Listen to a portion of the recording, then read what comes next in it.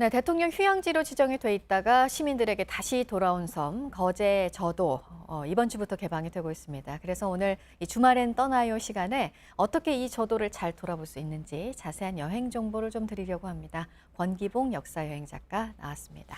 어서 오세요. 네, 안녕하세요. 네, 그러니까 시범 개방이에요, 지금. 맞습니다. 그러니까 운영을 하다가 1년 동안 네네. 별 문제가 없으면 전면 개방이 되는 거겠죠? 맞습니다. 아직 이제 군사기지가 있다 보니까 네. 완전 개방까지는 시간이 걸리는데요.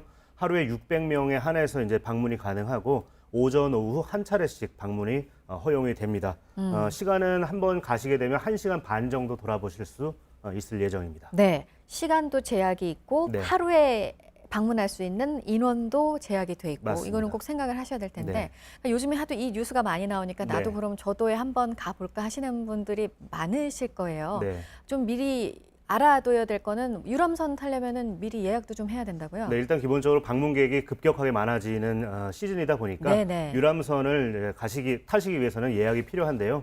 이 유람선은 국농항에서 출발해서 저도와 중족도 또 대죽도 이수도까지 1시간 반 정도 코스입니다. 네. 또 이렇게 유람선만이 아니라 직접 차를 타고 가셔도 물론 방문이 가능한데요. 네. 이때도 물론 예약을 하시면 더 좀 편하게 돌아보실 수가 있습니다. 네. 네. 뭐가 제일 볼만한가요? 이 저도는? 기본적으로 이제 3개의 그 산책 코스가 이번에 개방이 되는데요. 네. 이 코스에는 2개의 전망대도 있다 보니까 주변에 뭐 해금강을 비롯한 거제도 아주 멋있는 그런 자연 절경도 보실 수가 있고 또 일출이며 일몰이며 자연의 그 변화무쌍한 흐름들을 볼 수가 있습니다. 또 가을이다 보니까 저렇게 산림욕을 하는 것도 아주 더없이 훌륭한 또 저도를 즐기는 방법 중에 하나죠. 네. 사진 촬영은 또 그렇게 마음대로 또 할 수는 없다 그래요? 네, 말씀드린 바와 같이 군사기지가 아직 있습니다. 해서 네. 안전요원 그리고 문화관광 해설사가 함께 걷게 되는데 이때 지정된 그 포토존이 있습니다.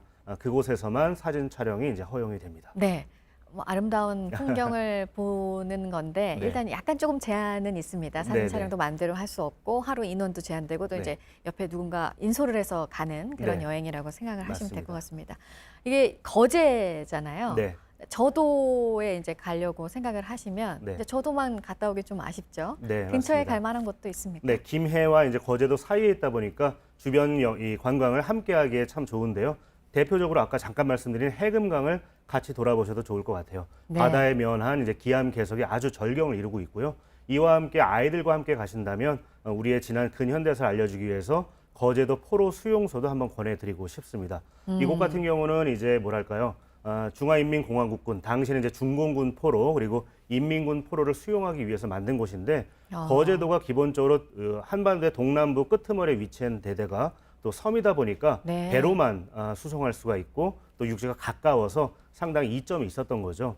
그래서 이제 이곳에 포로 수용소가 만들어지게 되는데 우리가 익히 잘 알고 있는 뭐 시인 김수영, 또 정지용, 또 화가 이쾌대 선생 등도 이곳을 거쳐간 것으로 알려져 있습니다. 말 그대로 포로 간 냉전 대결의 축소판 같았던 곳이 바로 이 거제도 포로 수용소입니다. 지금은 이렇게 네. 박물관 혹은 기념관 형태로 준비가 되어 있는 상황입니다. 네, 뭐 자연 경관도 아름답지만 네. 한국 현대사의 현장이기도 한 것 맞습니다. 같고요. 근데 거제에 왜 중국 음식이 유명한 거예요? 네, 아까 잠깐 말씀을 드렸지만 네. 이 한국 전쟁 당시에 이 한반도 남부에 있던 화교들 상당수가 같이 피난을 오게 됩니다. 왜냐하면 처음에 이분들의 이제 고향은 주로 산동성이나 절강성 출신이지만 분단 이후에 이 냉전 때문에 남반부에 있던 이 화교들은 자유중국 즉 대만으로 이제 국적을 변경하게 되는데 중화인민공화국군이 들어오니까 그들 입장에서는 배신자로 여겨지는 거잖아요. 결국 피난을 오게 됩니다. 나중에 이제 서울수복 이후에 다시 올라갈 수도 있겠지만 어차피 다 초토화가 된 마당에 결국 이곳에 이제 정착을 하게 된 거죠. 그래서 이분들이 이 일대의 중국 음식에 이제 기원을 이루기도 했거니와 또 거제와 통영 일대의 해산물을 조합해낸 독특한 또 이 중국 음식을 선보이고 있는 그런 곳들이 많이 있습니다. 네, 저도와 또 거제까지 받고 네. 저도보다 더 먼저 개방이 된 대통령 별장이 또 있잖아요. 네. 청남대, 이건 충북 청주에 있는 거죠? 맞습니다. 청해대가 이제 저도에 있는 거라면 이 청남대는 충북 청주의 이제 대청 호반에 있는 곳인데요. 이곳은 그 전두환 정권기인 1983년에 처음으로 대통령 전용 별장이 됐는데 이후에 6대통령이 89번에 걸쳐서 472일간 머무른 곳으로 알려져 있습니다. 그랬다가 이제 노무현 정권 대통령 시절에 들어서 비로소 이제 민간에 개방이 되게 되는데요. 이때 그 예전 6명의 대통령의 이름을 딴 그 산책로도 조성을 하게 됩니다. 네. 김영삼 대통령길, 김대중 대통령길 이런 게 있는데 좀 노약자분들이나 걷기 불편한 분들에게는 좀 평탄한 김영삼 대통령길을 추천해 드리고요. 좀 다이내믹한 하이킹이 난 좋다 하시는 분들에게는 김대중 대통령길이 좋을 것 같습니다. 또 공교롭게도 이명박 대통령은 이제 그 4대강 대통령으로 알려져 있다 보니까 물길을 끼고 호수를 끼고 이런 또 산책로가 마련이 돼 있습니다. 네, 대통령길도 좀 특징이 네. 있는 것 같고요.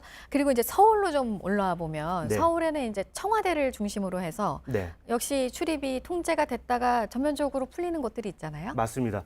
청와대 주변은 원래는 다 민간인이 자유롭게 갈 수가 있었지만 지난 1968년 1월 21일 날 말 그대로 121 사태 혹은 김신조 사태가 벌어졌고 또 바로 이틀 뒤에 푸에블로호 미군 함정이 북한군에 납치되는 사건이 벌어집니다. 게다가 그해 말에는 울진 삼척 무장공비 사건까지 벌어지고요. 그러면서 청와대 주변이 다 이제 민간인 출입 통제 구역으로 묶이게 되는데 네. 한참 이후인 이제 김영삼 대통령기에 들어서 비로소 북한에 대한 이제 이 뭐랄까 군사적 자신감을 확보하면서 인왕산이 가장 먼저 민간에 개방이 됩니다. 그리고 다음 정권인 김대중 정권 때는 청와대 앞길이 개방됐고요. 네. 또 다음 정권인 노무현 정권 때는 바로 뒷산인 백악산, 흔히 이제 북악산이라고도 네네, 하는데요. 북악산. 백악산이 이제 개방이 됩니다. 이후에 한 두 정권 동안은 별 변화가 없다가 최근 문재인 정권 들어서는 네. 청와대 앞길이 24시간 개방 체제로 바뀌면서 오늘은 요즘에는 이제 가도 그렇게 큰 제약 없이 돌아보실 수가 있는 곳입니다. 네, 참 의미가 있는 곳들입니다. 권력의 공간에서 시민의 공간이 된 맞습니다. 곳들 오늘 짚어봤습니다. 권기봉 역사여행 작가였습니다. 잘 들었습니다. 네, 고맙습니다.